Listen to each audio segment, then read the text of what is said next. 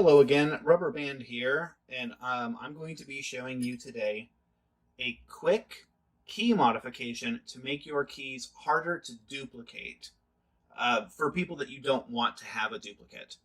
So what I've done, and this is an old school trick that was taught to me by my mentor. I don't take credit for this idea as an original work or anything, but so the bidding to this key is 360574, 360574. But I've modified the 0 by lifting it up. So I've taken the key and I've stamped it like this with a flat punch to lift the 0 beyond what even a normal uncut blank would look like.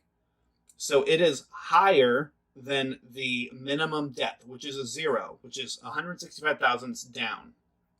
Or rather, that's the length of the pin.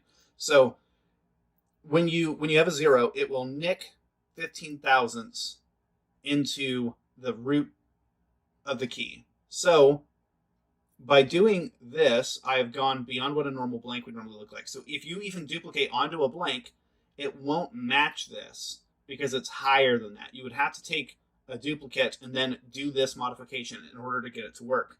So I'm going to show you what that looks like here. So I have a modified pin, and this is just a 0 depth pin that I've modified by filing it down. So it turns. It turns fine, turns well. So I'm going to knock this pin out,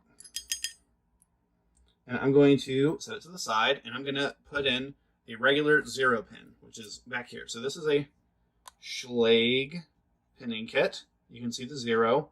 I'm going to be drawing from that. So normal 0 pin right here. And I'm going to simulate what it would look like. So as you can see, significantly proud of flush. It does not turn in any direction. So I will be changing this out now. Put this back. And I'm going to put this back in. And I'm going to show you what it looks like with just a duplicate.